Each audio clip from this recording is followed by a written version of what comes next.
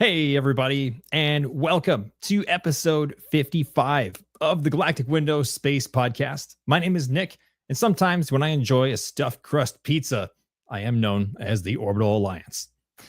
Well, you guys, tonight is just me. There is no otherwise known as Chasing the Milk. Tan is out of town still. He's in Texas, and I'm just flying solo tonight. That's how it goes. But regardless, we are glad you're here checking out the show. The Galactic Window Space Podcast. If you're brand new, appreciate you guys showing up for the very first time, checking things out. This is a podcast about space and astronomy. So whether you know something or nothing, that's okay. You're in the right place. We love to just build a community around those topics and enjoy a good conversation in and around the orbital sphere that we're all in outer space, which is a pretty cool thing.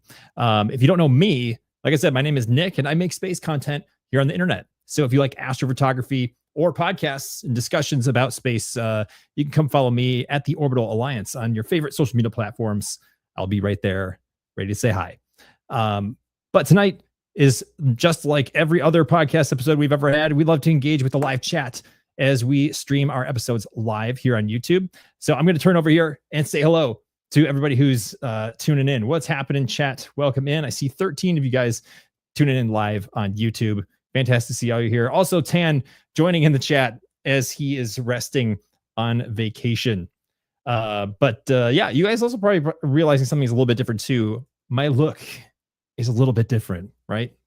Thought I'd try something out of the blue, kind of abnormal, try not to get too lost in the same shots, getting stale, getting stagnant.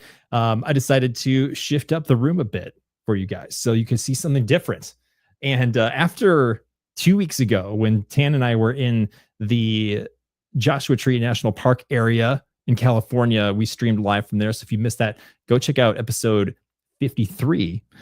We had a table in front of us, and I loved that feeling of almost like that like news anchor broadcast look. So I said, hey, you know what? I'm going to turn my desk around. It was facing this wall. And I just literally turned it around and threw the camera on the other side of it and said, hey, let's see how this goes. So tonight may be the only night this is like this, or it will be this way for a very long time. Who knows? But let me know. Do you guys like this shot? Do you like how it's going? I don't know yet. I'm enjoying it, but we'll see. So many of our friends come and hang out with us. Thank you guys so much. We got Tan, we got James, we got Kayla, we got Tamara, we got Day. What's happening? Sarah, how's it going? Oh my gosh. Yeah, everybody say hello in the chat. And if you're lurking, hello to you too. Goodness gracious. Yeah, this is interesting. Flying solo. I've kind of done it before, but it's not normal. I'll say that. So for those of you who are tuning in on our audio podcast, because you can listen to this show in audio format as well. Always encourage you to come back and watch the video version too, because there's usually some form of visual component to the show because we do primarily stream as a video podcast. But I will do my best to make sure you guys feel comfortable and have a good listening experience while you're perhaps driving to work or you're at work because you don't want to work and you want to learn about space instead.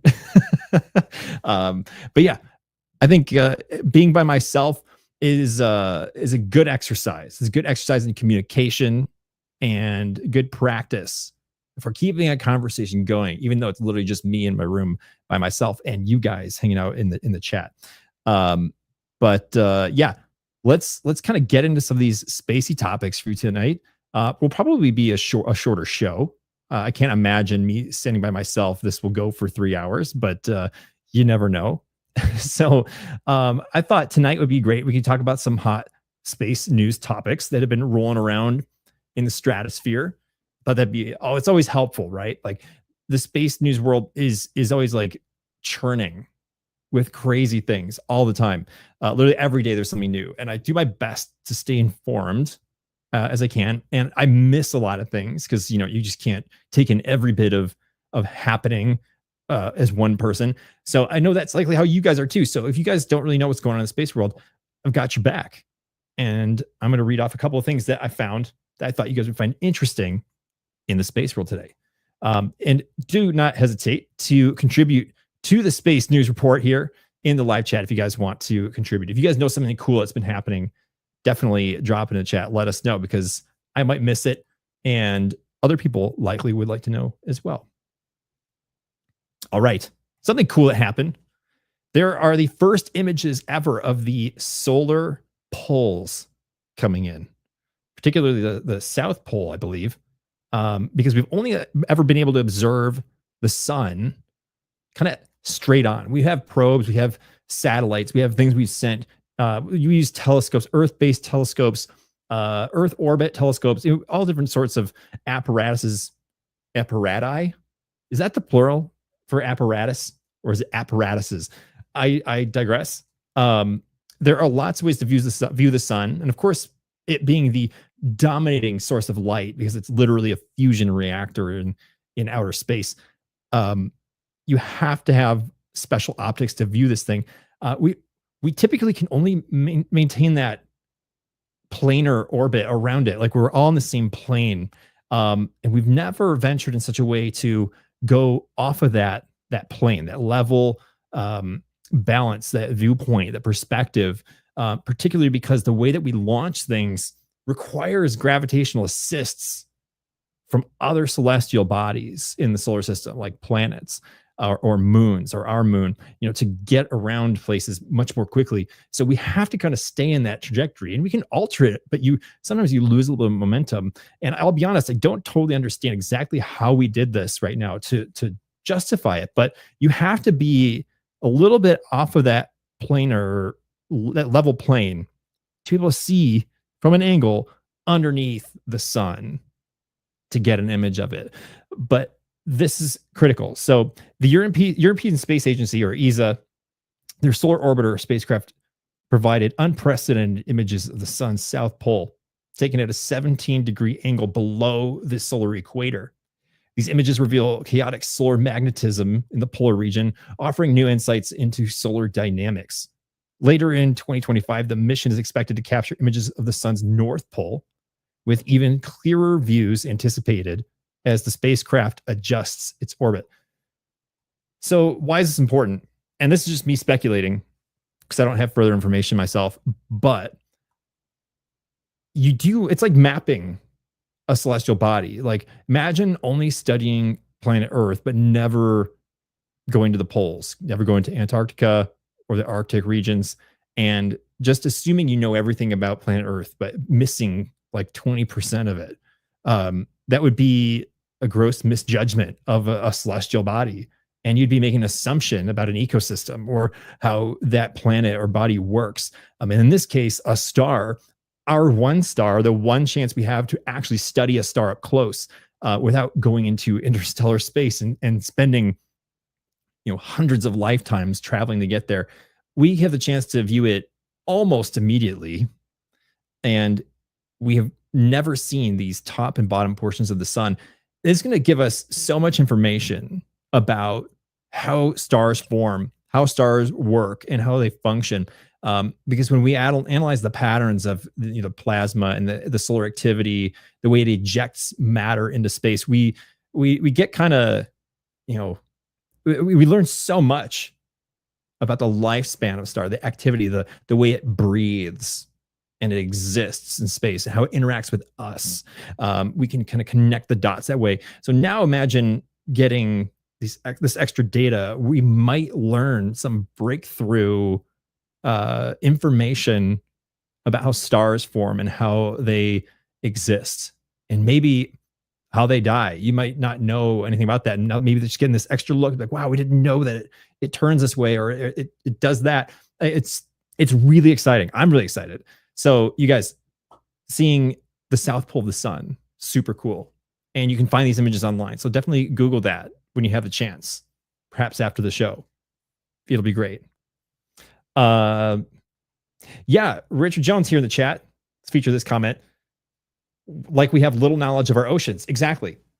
I can never remember the exact percentage, but it's like a disgustingly low percentage of the ocean floor that we've actually explored on planet Earth, our own home. it's like what I'd be wrong to actually make an assumption here, but it's some like really, really tiny percentage. And that's a really good point. It's just like that. So imagine if we just ignored parts of the sun, never studied it. We would be making all sorts of assumptions about how it works. And that's just like, from a science perspective, it's like irresponsible, you know? Oh my gosh. Yeah, so I thought that was pretty cool. You guys should check that out. Let's see. There has been a lot of hubbub about NASA's budget, which I think we've talked a little bit about in the show in recent episodes. There is a proposed NASA budget for the next fiscal year, and there was some wild cuts made to it that were going to eliminate a ton of science and research, eliminate a bunch of programs like current probes and rovers and missions that are either far along into production or exist and are deployed in space, either on other worlds or around other worlds, or going near other worlds or away from other worlds. There's all the different angles. A lot of those are on the cutting room floor right now, and it's actually really a devastating thing to witness that a lot of these examples of America leading the way in space exploration might be just cut for just money purposes. People who have jobs, people who have been spending their life researching things, creating programs, designing telescopes, designing probes, monitoring telescopes and probes, that might just disappear because of a congressional ruling. So I thought I'd read a little bit more of a detail about that. So the White House's fiscal year 2026 budget proposal suggests that cutting NASA's science funding by nearly 50%, prompting criticism from scientists and policymakers, and the greater science community too. I've seen a lot of astronomy influencers and spaceflight influencers who have been very vocal about this being a huge hit for America. The cuts could halt programs like the Mars Sample Return Mission, Lunar Gateway, and support for ESA's Rosalind Franklin rover, potentially shifting NASA's focus away from scientific exploration. ESA is exploring alternative partnerships, such as with India's ISRO, which is like their NASA equivalent, to mitigate the impact. So that little tidbit there, that snippet, sort of gives you a perspective of what we're dealing with here. Like, I believe NASA, has had relatively the same budget for a while. They maybe get a little increase each year, but not much. And it is a very, very, very, it's like way less than 1% of the overall American budget. I think during the Apollo program, it was 4% of the American budget overall.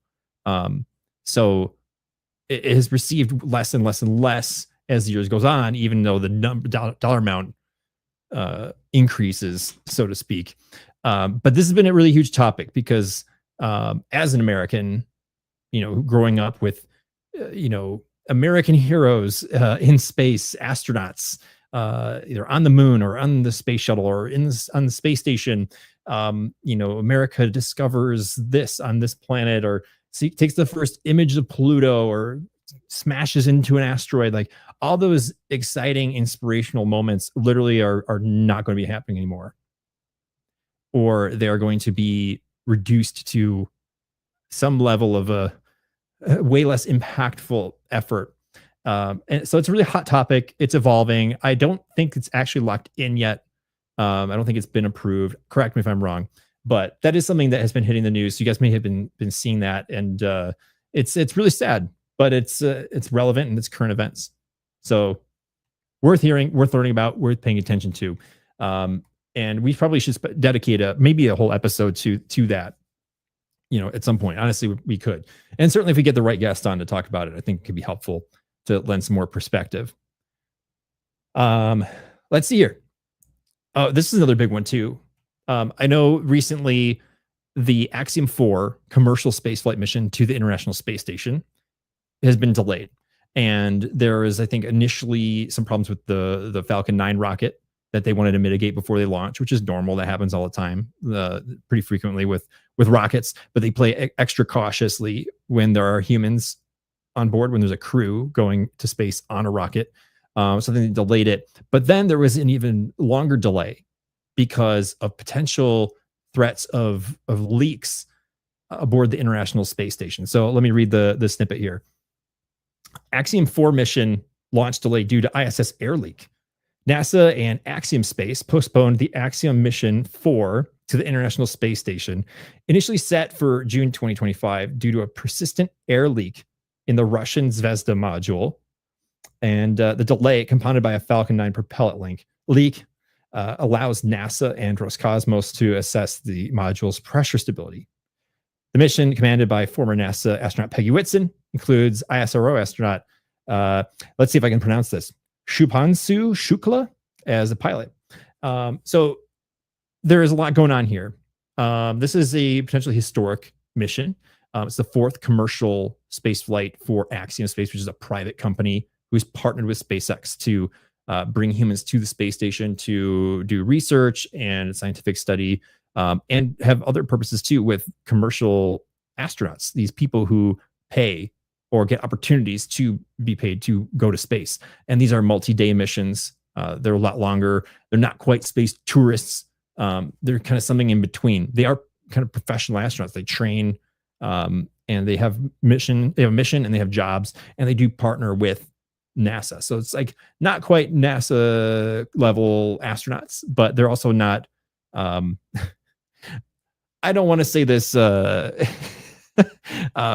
spitefully, but only because it's relevant. They're not Katy Perry going to space, if you know what I mean. I don't mean that insultingly, but it's just the way that mission has been interpreted. But it's a pretty big deal. And Peggy Whitson is, I think, the current record holder for American astronauts for the most time spent in space. And she's a huge, huge influence for me as somebody who just pursues their dreams and commits to their career, like someone I aspire to know more about, and she's out here retired from NASA, but working with Axiom. This will be her second mission flying to the space station with Axiom. But she would be commanding this mission, which has 3 other astronauts on it. One is from India, one is from Poland, and one is from Hungary, which will be, for each of those respective countries, actually going to be the first people to go to the space station, which is really amazing. So they definitely want to make sure this mission goes well. And I'm particularly excited about the Hungarian astronaut, because I have some friends in Hungary. Some of you guys might know that I have a connection with a man named Sabi Nagy, who's also known as Space Station Guys on social media. But he and his friends in Hungary have a YouTube channel called Space Junkie, which is like basically a news report about space and space flight news for the Hungarian people. It's fully in Hungarian. They actually were just in the United States recently to see some rocket launches down in the Space Coast. I had a chance to meet Sabi 2 years ago when I saw the ULA Atlas V rocket launch down at Kennedy. It was fantastic. Great people, do amazing stuff. But they said that they're like I think the only people in Hungary that actually do streams and broadcasts like in real time about spaceflight in Hungarian for their country, which I think is amazing. So I'm really excited for them to celebrate the first Hungarian astronaut going to the space station. So I'm like rooting this mission on for Space Junkie and for Sabi and for our friends over there. So you guys, even if you don't understand Hungarian, go support them, give them a follow, a like, whatever it is, comment on their videos, say hello, tell them the Orbital Alliance sent you or the Galactic Window. Yeah, we'll see how it goes. But anyway, back to the whole point here. It's the potential air leaks in the space station is kind of the bigger issue, and it's been a big news item. The space station is getting old. We talked about this on the show. It's scheduled for decommission in 2030s. I think 2030, maybe 2031. It's been operational since 1998, with people living on it continuously since the year 2000. So this fall will be 25 years of continuous inhabitants by humans. And with that comes resupply ships and craft, like space shuttles when they were around, Soyuz craft, Dragon craft, Cygnus craft, Boeing Starliner, like there's a Japanese HTV craft. I mean, there's been so many different spacecraft docked to the space station, each time it docks, there's a little impact and a little shake and a little vibration. And every time they add a module and add a solar panel or something, the weight distributes and the mass changes. Every time you do an orbital reboost to boost the orbit, the space station feels pressure. And those seals that keep the modules together, they wear and tear just a little bit more and a little bit more. And they're also in the harsh vacuum of space. It's frigid cold. And then it's super hot. And then it changes and rotates constantly every time, every 45 minutes. It goes to day, then it goes to night, then it goes to day, it goes to night. So that constant shift of temperature, also cosmic radiation and all the nasty stuff from the deep reaches of space, it's just being bombarded with micrometeoroids hitting it constantly. The stress that this thing takes is insane. And certainly over almost 30 years, this thing is eventually going to have some major problems. And that has been a big topic of conversation this week because of Axiom 4 being prepared to launch to it. They detected some air movement in between the Russian modules, and they're wondering, like, hey, is this serious? Do we need to make sure we don't send more people up there if this is going to be a big problem? And I think they're trying to mitigate it and determine whether or not it's actually a leak around the seal, or if perhaps it's just excess air in the station moving over the sensors, triggering it and tripping those warnings. But they're analyzing it, and we don't really know. But it looks like they may have a proposed date for the Axiom 4 launch very soon. And we'll see some more people take off from American soil shortly. So I'm hopeful for that. But that's my long-winded readout of that news point. So much fun. I love space flight, love paying attention to rockets going off, but even more so when there's people on it. It's super cool. And hope you guys get excited about that too. So there you have it. There's our news segment for tonight. Get interested, pay attention, find some good news sources about space. There's lots of good websites that offer it. Perhaps find a good feed or follow a good few accounts on social media that you know you can trust that will constantly give you updates.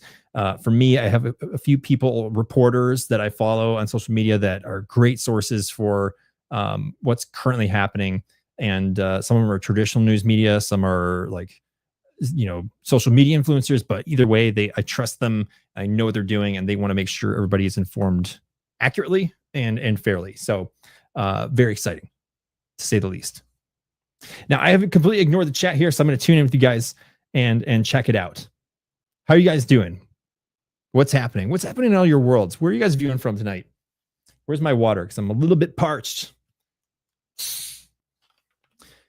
JC, hold on. I just splashed my glasses. Nick, do you ever wonder about the amount of satellites and space debris up there? And do you think there's a way to clean it up? Yeah, I do wonder about it quite often. Because I care about the space station and it not getting trashed by some rogue satellite, like in the movie Gravity with Sandra Bullock. Oops, there we go. I always wonder, like, how do we stop space debris and how do we collect it? And there are so many people thinking about this, but it's a problem that's not being addressed with nearly enough urgency, in my opinion. And I think many people would. I keep like hitting my microphone here. I don't think many people have enough urgency around it. There is a lot of space debris around Earth of varying sizes. There are derelict satellites, like meaning satellites that are from decades ago that have since shut down or lost funding or perhaps just stopped working, and they just are floating in space dead. They're up there and they won't deorbit for decades more, perhaps sometimes hundreds of years more. They won't fall back to Earth anytime soon. But there's also little things like spent rocket stages, because rockets aren't fully reusable. A lot of times they just let those rocket stages float and eventually just burn up at some point. Or there's a little screw that popped here, or a piece of metal that shifted off of a rocket at some point in history, times 1,000. And there's little bits of ice and other sorts of, maybe a satellite broke and a chunk of it flew off. You never know. There's all sorts of things up there, and they are always a concern because as long as we're launching new satellites and rockets with humans on them, we can always run into it. The space station does orbital debris maneuvers to actually prevent catastrophes, and which could result in loss of life. And those, they take it very seriously. There's people monitoring things as tiny as a screw at NASA. Make sure that isn't a threat to the space station, because that could be. It doesn't need to be, the size of a car to be a problem. It can be something very, very small. So there are missions that are being tested, I know, to see if there are ways to collect certain things in orbit, like that we know are actual threats. They're in really bad places in orbit. And there was a satellite rendezvoused with a derelict satellite and took an image of it and got really close to it and was like, yeah, we can actually rendezvous with these things. We've proven that we can catch up with them. Maybe we can grapple it and then use a living active satellite to boost it away and push it back down to Earth. That's very possible. And we have kind of proven that we can do it. So I think there will be efforts to remove some of those bigger threats within the next 20, 30 years come to the surface. And there's a lot of room for companies to rise to the occasion, provide that service, and make that a viable commercial subsector.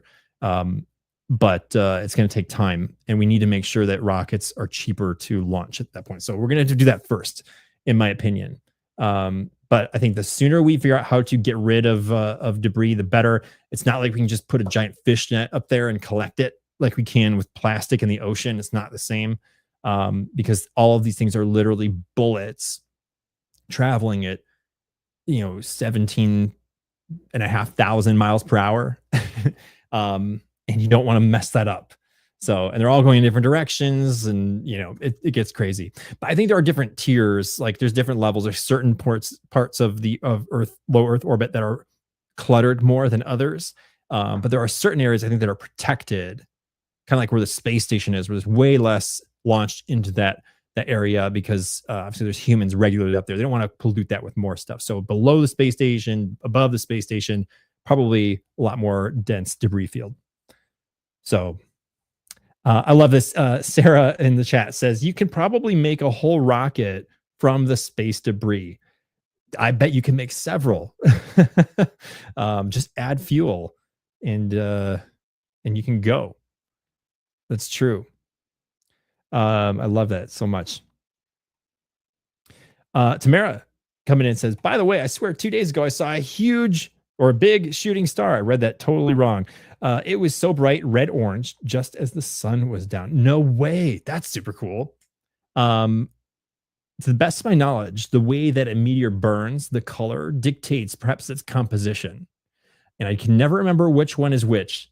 But you should look up which ones burn red, orange, and see maybe which material that meteorite was composed of. Richard Jones also contributing here in the chat. If anything happens to the ISS, God forbid, we could lose our ability to get through space.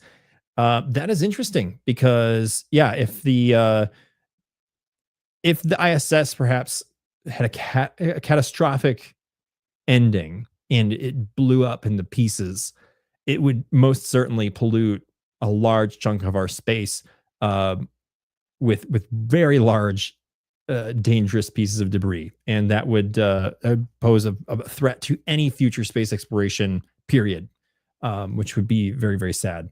So hopefully that never happens, but you're right. Oh, we got a superhero in the chat from Mr. Joe Horechny. Waste management needs to expand space. Yes. Expand to space. Oh my gosh. Yeah, we need to get all the trash companies on this. I think they should form a space trash alliance. Maybe I'll just cancel my channel and rebrand as the Space Trash Alliance. But you're right. I bet there's a solution, and maybe waste management can make it happen. But Joe, thank you so much for supporting the channel with the super. Really, really, really appreciate it. Good to see you. Thanks for coming to hang out. Oh my gosh.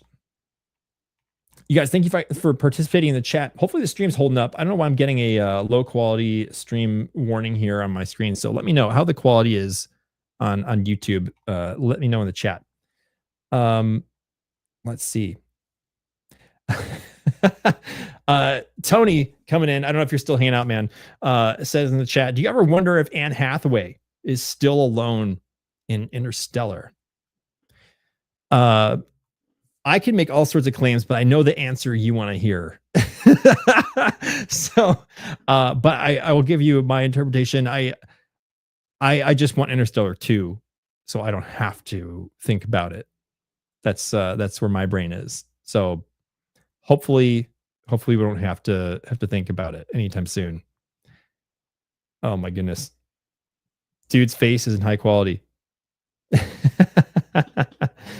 Looks good to me. Okay, nice. Well, glad this thing is hanging in there.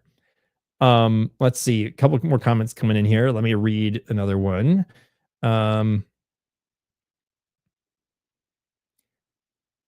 Oh, I love this. Mod James, what's up, dude? You were first in the chat today, so I definitely owe you a question. Hypothetical. Do you think it's morally justifiable for humanity to colonize a pristine, habitable planet, considering the environmental damage we've caused on Earth? Keywords being morally justifiable. So we're not talking about whether or not we can do it. It's should we do it, right? Let's see. My thoughts are yes, it is morally justifiable. For a couple of reasons. One, is it morally justifiable to explore an island that has no one on it? And what about the hundreds or maybe thousands of islands we've explored on planet Earth? There's I think it's part of the human experience to explore and to migrate. And just migration in general, I think it's critical and it's required for the human race to endure. So I think leaving out some of the other nitty gritty stuff, I think just from a very general point of view, from a migration standpoint, I think yes, it's morally justifiable. I also would say, based on how history has gone, we should learn from the past and do better for the future. So obviously with migration, sometimes that means other people are living there. That becomes a morally questionable issue. Like, should we move these people or do other things to these people to make sure they don't live in there anymore? That's a big problem. And certainly in our advanced society, that would be a major issue. Hopefully this said planet is uninhabited and it's pristine. There won't be that part of the equation to worry about. But leaning into the point of talking about environmental damage that we've already caused here on Earth, yes, I do think we've kind of like we've messed up Earth so badly in so many ways. We are learning from it, and I think there's only one way to learn from it, and that's by messing it up, unfortunately. But that's just like human children. Like, if you want to teach a child how to not make a mess, they need to make a mess. Like it's also part of the human experience. I think we have to mess up Earth in order to learn how to do other planets well the second time, the third time, the 100th time. And I think there will be a day when we do get to that point where we've just engineered that process really well. And we had to learn in our infancy, in our toddler stage on Earth, what not to do. Otherwise, I think we'd just be destined to keep repeating it. Do I think we'll get it perfectly? No, I don't think that'll be the case. I think we're gonna mess up other planets. It's gonna happen. But I don't think we'll be as is the word grievous or as horribly as we've done Earth. But also some of the things that we've done to Earth are reboundable. For example, like our atmosphere, and just some of the ecosystems. If humanity disappeared right now, Earth would be fine. It would figure itself out because it's a living organism. It takes care of itself, and it very quickly will render humans useless. It's like when you quit a job, if you worry too much about your importance at a job, like, oh, if you fire me, the whole system's going to go down. But you're very replaceable at any job. Any job is replaceable, right? I think humans are the same way. Like if we threatened to leave Earth and Earth was like, okay, and so you leave, and then Earth is like, yeah, great. Well, we'll just replace you tomorrow. You guys gave us 2 weeks notice. We don't need it because you're gone. We're taking over your stuff. We're gonna have like weeds growing through your bedroom, and cars gonna be swallowed up, and the air will start getting cleaner. The animals will return to where we were. I don't think it's a big issue. So I think a lot of our damage is permanent. Even more of it is going to rejuvenate itself. So I think we get along just fine on another planet, and I do think it is morally justifiable to migrate and go inhabit a pristine planet. My last point on this will be, I think if there is a planet out there, and say that we are the only living intelligent species in existence, I think why leave a planet untouched? For who? Like, to preserve it for someone else that doesn't exist? Like, that'd be my other thought is, like, if it's not for us, then who is it for? Then it's literally wasted resources to endure our species, if anything. That'd be like having a fridge full of food and telling ourselves we can't do it because it's for someone else who isn't here. Like, it's kind of weird. It's like, you should eat that food. It's your obligation to consume that. So it actually doesn't go to waste. Just another loose thought. And all these things, of course, are just my off the cuff opinion. I could be very wrong. And I'm sure there's a million people out there who would argue with me about how these things should go. I would say, if you have another opinion, please leave it in the chat or the comments, but just keep it civil, because your opinion is as valid as mine. And I do value that. That's a really good question though, James. I'm thrilled you asked that, because I was not ready to go that deep, but it was fun to do that. I think JC says, I think the goal is to learn how not to destroy a planet. I guess it's worth a try. Yeah. Like, I think that's kind of the point. Yeah. We got to just keep giving it our best effort, right? Humans are good at learning from mistakes. Otherwise we wouldn't be here. Let's see. Continue to read in the chat. Yeah. Richard Jones saying she can shake us loose at any time she gets ready. That's true. Mother Earth has her ways, and she is unforgiving sometimes. What's up, Tom? How's it going? Heard you got to meet Tan. That's pretty cool. Tan got to meet up with Tom Heil here in the chat down in Houston, which is pretty cool. Tom is a regular TikTok friend, also a content creator, doing live streams of the moon and other night sky objects. Very, very cool. He says, how we treated Antarctica is an example for how we would treat Mars. That's true. A very cold, dry, hostile environment. Very, very similar in a lot of ways. And we could, experience that very shortly, that comparison as we get to Mars. I'm looking forward to that.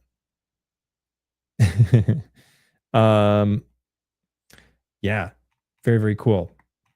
I love I love the components and the elements of a discussion like this, because it really gets you thinking sometimes about things that you weren't thinking about ever. And that's the importance of a dialogue, right? There's a back and forth. And I think you guys are really hitting the nail on the head tonight. Really appreciate it. Do my best to keep up with you guys as I can. XNT in the chat. Welcome in. Good to see you. Says, I'm confused about Mars personally. According to current science, the core has stopped spinning. Without a magnetic field, how could a society survive constant radiation bath? I've heard similar things, and I think it's worth discussing this, because Mars is the next most habitable place for humans to go that isn't the moon within our solar system. But it is also terrifyingly hostile for many reasons. It's very, very cold. There's no liquid water. There's water ice, but there's no liquid water. There's no vegetation. The atmosphere is 1% the density of Earth's, and it's mostly carbon dioxide, so it's not breathable. And of course, the radiation. There's very little atmosphere to mitigate radiation. Yes, it's further away from the sun than Earth, which is helpful, but it's not a solver.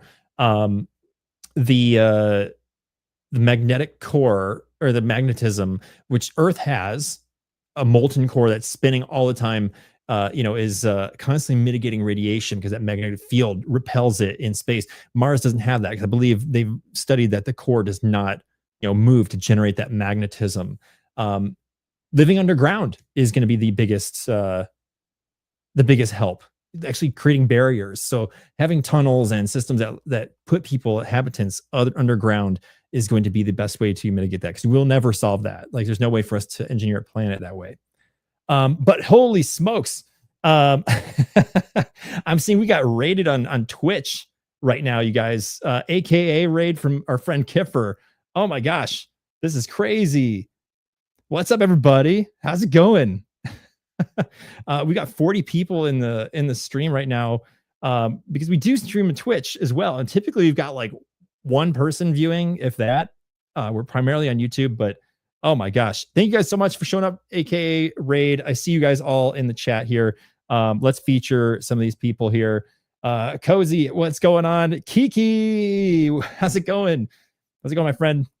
There's Kiffer. There's the man himself. He streams on Twitch. He's a content creator and Fortnite professional player extraordinaire.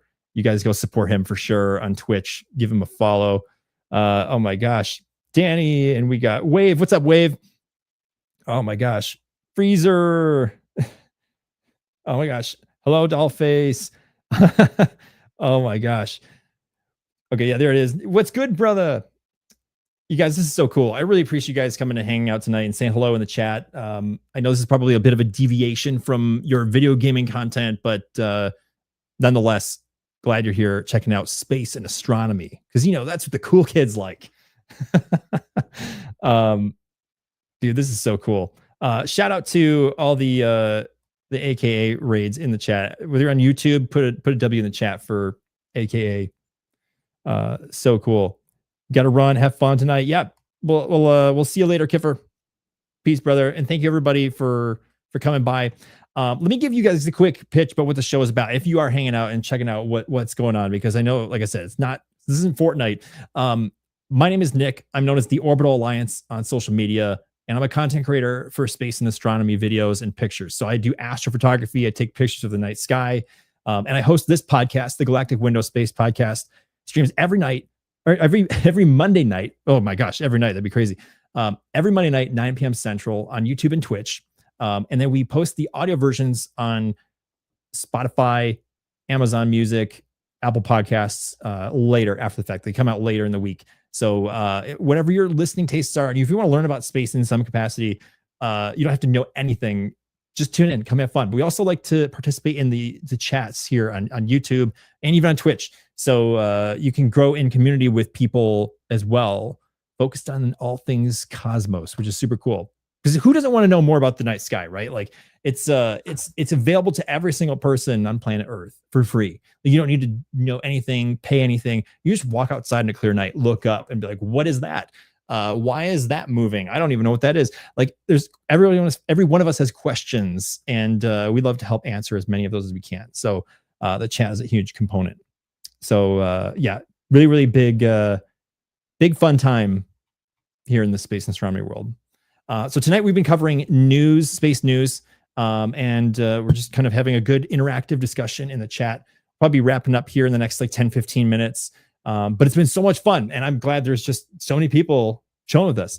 Normally I have a co-host with me. This is an off week. This is not normal. My friend Tan, also known as Chasing the Milk. I believe he's still in the chat. If he's not, he probably fell asleep, or he said, "Dang, this guy's boring." He normally is co-hosting with me here in StreamYard, where we broadcast from. He's in St. Louis, I'm in Chicagoland, and we usually have a really good back and forth. Or we have guests where we interview people in the space industry and bring those conversations to you guys. So we missed Tan tonight, and if you guys are new checking this out, the show is a little bit unusual, So yeah, here we are. Let me catch up with the chat. Acid Vortex says, "Nice, I'm in St. Louis." It's cool. Very, very cool. I wonder how close you and Tan are to each other. That'd be amazing. Let's see. How's it going, everybody? Let us know where you're viewing from, wherever you are. We'd love to feature some of the different locations for who tunes in. And we've got international viewers. Tamara's normal. She's over in Slovenia and in Europe. She sets her alarm every week to wake up and listen to us at terrifyingly early hours. Very, very cool. Let's see. Yo, Sarah dropping in a $3.99 super sticker, supporting the channel, supporting the podcast. Thank you very much for doing that. Really, really appreciate you doing that. Means a lot. Not required. Those of you guys who have supported us, we're always appreciative. And we continue to operate and function because of you guys. Kiffer, Chicago, Texas. Nice. That's where Tan is right now. He's visiting in Texas. I love Texas. I've been there 5 times, 6 times. I think 6. I used to kind of go annually for a convention, and I miss it. So I haven't been to Texas in a while. I love Austin. I've been to DFW once before. Also a beautiful area. So very, very, very, very cool. Here she is saying, yes, 4 a.m. It's insane. 4 a.m. for a podcast about weirdos like me. New Jersey, Eric tuning in. Dude, sweet. Love it. Sarah says, love the podcast. We'll always support. You're amazing. Much, much appreciated. Thank you. Cool. Well, feel free to continue to drop where you are in the chats, and I'll do my best to pay attention and feature those things. But I thought one last thing we could talk about tonight would be something I've discussed on a TikTok stream well over a year ago. And I was thinking about it, and I was like, you know what? This would be a good topic to touch on again one more time on the podcast, because it's a little bit old school. And that's the topic of books, like old school books. And I know most people read in some capacity, and I think some more than others. But I know for myself, as I get older, I read less and less and less. It's been a big problem for me because I love reading and I love books. I love holding books. I love collecting books. I got shelves full of them. But I realize that as I get busier, I have less and less patience for them. But that's wrong, and I want to combat that. So tonight, I want to fight back and encourage myself and you guys to get back into reading if you haven't, by showing you guys some space books that I own. And if you're familiar with me, these are going to be a lot of repeats because I just love them so much. So I apologize for that. But if you're new or you don't know anything about space, maybe this is a good place to pick up, is to just go find a book. There's no pressure. There's no one judging you. You can just, you and this piece of paper you can read. So I've got a fat stack of books right next to me. I'm going to pull a bunch off. I'm going to show you, hey, these are books that I like to read. Some of them I reread and reread about space, and maybe you'll find something you enjoy as well. So let me pull something out of the stack here for y'all. My mic keeps like making buzzing noises, so I apologize if that's coming through. All right, let's start with some fiction, actually, but it is invigorating nonetheless. The Apollo Murders by Chris Hadfield, Canadian space legend, astronaut, thrice flown. This is a fictional series. This is the first book in a series that he wrote. It's about if there was a fictional Apollo 18 mission. And I've actually listened to this on audiobook, and it was great. I own the physical copy too. But it's like a murder mystery thriller in space. So if you're into fiction about space, but written by an astronaut, this is your book. Highly recommended. Also, the audiobook is great as well. Let's see here.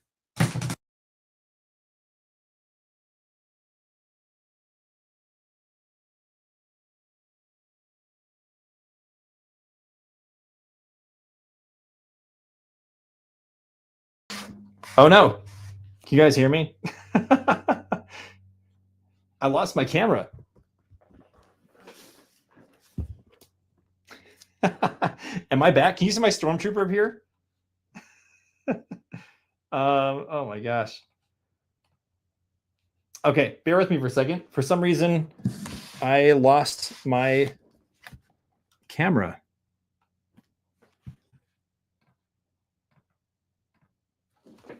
There we go. Apologize for the technical difficulties. Am I back? That was really weird. I knocked my water over and it tapped my USB hub and it disconnected my camera and my mic. So let me know, is my mic back and is my camera shot back? I think we're back in order. That's what you get for talking about books. The internet doesn't like it. I know. What the heck? Fine, that's it. We're just throwing these books out. I don't want anything to do with them. No more reading, only doom scrolling. Oh my gosh. Okay. Let's see. Here's we're gonna skip this one. Here's a children's book if you got kiddos. Goodnight Astronaut by astronaut Scott Kelly. He lived a year in space, and his twin brother lived on Earth, who is also an astronaut. And they did a science study about the changes in our body and DNA living aboard the space station for a year. But this was just kind of his childhood dream story about how to go to space and what he and his brother did along the way. Beautiful book, a lot of fun. Good for the kids to get inspired about going to space. Here's another children's book for you guys. Rover Throws a Party. About Mars rover Curiosity throwing a birthday party on the red planet while everyone else is here on Earth. Pretty fun. Kids, you might buy that for yourself, says Sarah. I know. That's why I have it. I had these books before my kiddo was born. Here's another Scott Kelly book. This is his photo book from the space station. So all of his photos from the ISS right in here. Oh, there he is. Perfect. It's like I planned it. There's Scott Kelly himself and some photos from the space station. Super cool. Many astronauts have books just like this, and more come out all the time because a lot of them do photography. Here's a book by someone I hope to have on the show at some point here. October Sky, also known as Rocket Boys by Homer Hickam. This is the movie adaptation cover here because the book is Rocket Boys, but they changed it to October Sky for the movie. I believe in 1998, the movie came out starring Jake Gyllenhaal. Amazing movie, amazing story about a young West Virginian boy and his friends who are destined to be coal miners, but will want to become rocket engineers. And they basically achieve that dream in some capacity. So read that. It's a true story. Let's see here. Okay, here's one we've plugged a bunch because we've had this author on the show. You guys should watch the episode. From Apollo to Artemis, Stories from My 50 Years with NASA by Herb Baker. We had him on, gosh, when was that? March? No. I don't remember when that was. It was this year. It was April? It was April, I think. Fantastic gentleman. Worked in and around NASA for 5 decades in various positions. And now he lives in Houston and tours people at NASA and volunteers at different societies and organizations around the area, advocating for young people in space and preserving space history. Amazing human being. So nice. Go watch our interview with him as well after this episode, because his book is great. A lot of little fun stories that you'll never hear from anyone else about the history of American spaceflight. Very, very cool. A lot of fun anecdotes. Love it. Let's see. This one is highly inspirational for me. You guys know me. This is a huge inspiration for my channel, but Ron Guerin, astronaut, wrote The Orbital Perspective. He flew the space station on the space shuttle, and he wrote this book later talking about how your view of Earth from space can change you so much that it gives you entirely different outlook on life and the desire to preserve planet Earth and to treat it as, one whole organism and not like a bunch of countries. It's kind of like what we're doing right now in the world, lobbing missiles at each other. It's about us as one whole species. But it takes going to space to change that. But also you can achieve it by simply acknowledging that this perspective exists. You don't actually have to go to space, but seeing it is like an instant changer. But the orbital perspective is a kind of where I got my inspiration for the Orbital Alliance. It's that same structure. I have other reasons for the name, but it's definitely an allusion to it. But great book, and I constantly am due for rereading it. Let's see. For more inspiration about becoming an astronaut, Spaceman by Mike Massimino is a fantastic book to read. It's his autobiography about his life growing up and how he was just some kid from New York and basically didn't ever think he'd be an astronaut. It's just kind of some ordinary dude. And then he ended up getting his doctorate in like robotics, I think. In human factors, I think was the specific portion of it, but he ended up applying to become an astronaut, became it, and then ended up doing 2 of the 3 Hubble repair missions on the space shuttle program. Amazing story. One of the funniest people you'll ever meet or read about. Great stories, but he also hosts a podcast with Garrett Reisman, another NASA astronaut, called Two Funny Astronauts. And I don't think they do it much anymore, but there is a big backlog. Those two together in the same room are dangerous because they're just a riot. I hope to have Mike on the show one day. I actually did reach out to him, but never heard back. So I'm gonna keep pushing. You're gonna hope that one day, Mike, you see this and be like, yeah, that nerd from Illinois, I want to talk to him. Yeah. Oh yeah. He was on Big Bang Theory. That's right. He was the astronaut that kind of like coached Howard Wolowitz when he became an astronaut for a little bit. He gave him a hard time, called him Fruit Loops. Love it. Here's another picture book by British astronaut Tim Peake. I had a friend bring this back to me from England when he visited because he's from there. And it's another picture book from the space station. But again, seeing just how different people, no matter who you are, where you're from, what country you're from, you can view the Earth and its beauty from space and tell a story about it visually through a picture book. Very, very cool. I just like the way this book feels too. Let's see. You guys, thank you so much for dropping by. If you're still hanging out with us in the chat, I know we lost a lot of the raiders, but that's okay. Really, really, really good time hanging out with you guys. Hopefully you're enjoying learning about some space books. These are just the ones I have. Obviously, there's thousands and thousands more. And I'm still advocating for the traditional hold a book, read it, and learn from it. There's just another level of excitement, I think, comes with it. Here's another guest that we've had on the show, Stacey Morgan, the astronaut's wife.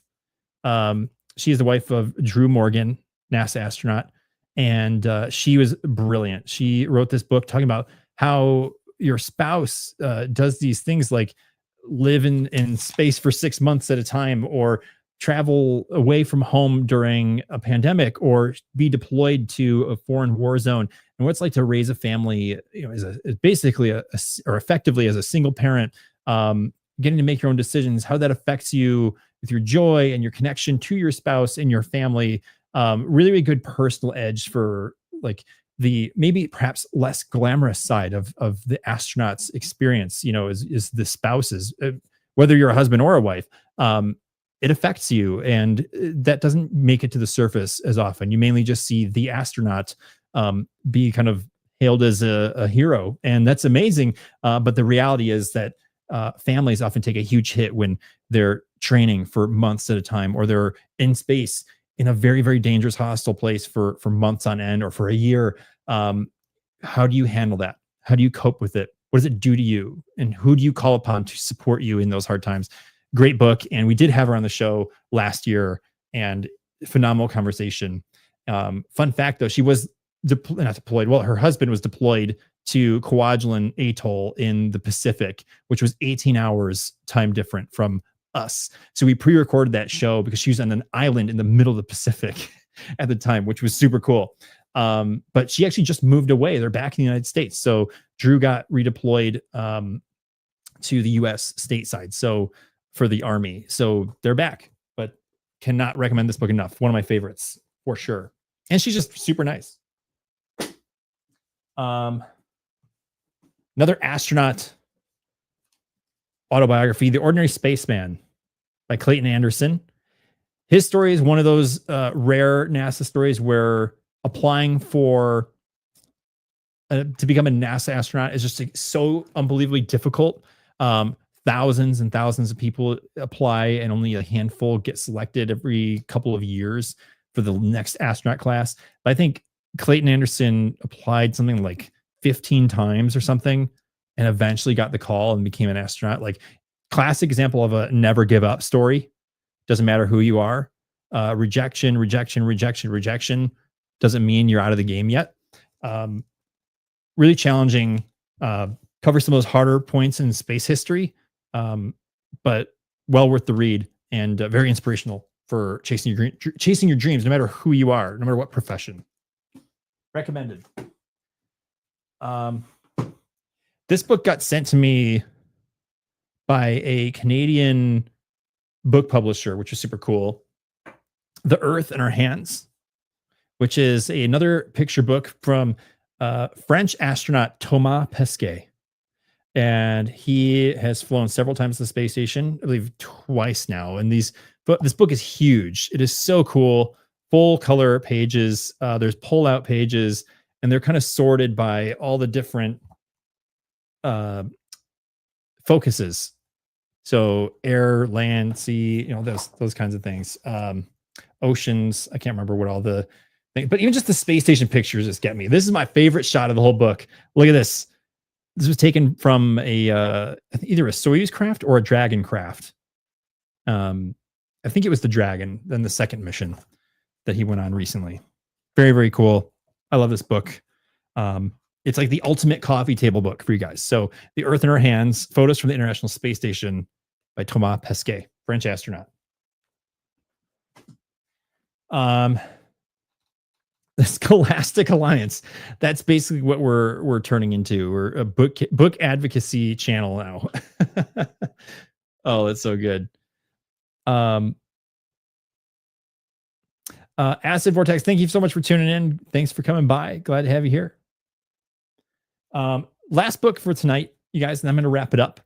Kind of hit that hour mark, feeling good about it. This is my favorite one, and you guys have heard me rattle on a lot about this. Not the first time I brought up astronaut Chris Hadfield, but his book, An Astronaut's Guide to Life on Earth, is one of my favorite books ever. I've listened to it and read it. I read it once and listened to it twice, I think. Just so good. Lots of things to learn, not just about space or space flight history, but principles for being a good leader, principles for growing and learning as an individual, some of which I employ in my daily life very much today. Had the chance to meet Chris and get this book signed by him at a book signing, which was great. I believe the personalization in the book for proof says to Nick up at the top there. So because I'm nerding out just a little bit, cannot recommend this book enough. Perhaps is maybe one of the best places to start if you're looking for an astronaut memoir, but also just tacking in a little bit of like not self-help, but self-learning, self-development. Very good book. Cool. All right, you guys, I think that's where we're going to end it here. Thanks for tuning into my my rant about space books. Hope you guys are inspired to maybe go pick one of those up, or even just explore a different book that's out there about space or space flight, maybe even astronomy. There's all different kinds of topics and book formats out there. You don't need to bog yourself down with a textbook. There's picture books. Those are easy. Just familiarize yourself with the visuals of outer space, the beauty of it. Get lost in it. Make it a coffee table book. Put it in your bathroom. Have an audio book and listen to it. I didn't even get into the audiobooks. You know what I'm going to do? I'm pulling my Audible account here, and I'm going to at least tell you some of the space books I've listened to on there, because I've listened to others that were fantastic. So I have listened to Stacey Morgan's book, astronaut Chris Hadfield's book. Let's see. I listened to Chasing Space by Leland Malvin, another shuttle astronaut, amazing. How to Astronaut by Terry Virts, which was also a really great astronaut memoir. And another one, Endurance by Scott Kelly. A lot of the familiar names, a lot of repeats coming up here, but they all have multiple books. Phenomenal. Endurance was about the year in space, which has been an homage to the story of transit, the mission to Antarctica. So it's sort of like a parallel comparison, like a memoir of a journey of exploration. Very, very cool. So I thought you guys should know about all those. So let me know if you guys pick up any of these books. Leave a comment. Let me know and tell me if you enjoyed them. Maybe let others know in the comments what books you've read that are about space or astronomy, and just keep that conversation going. I think sometimes, again, that traditional hold a book in your hands feel, you just can't beat it. It helps it stick in your brain a little bit more. And I'm an advocate for space videos, but space books too. So yeah, I think that's what we're going to call it. Thank you guys for tuning in tonight. Next week we'll be back Monday night. Tan and I will be here as normal, just us together for episode 56.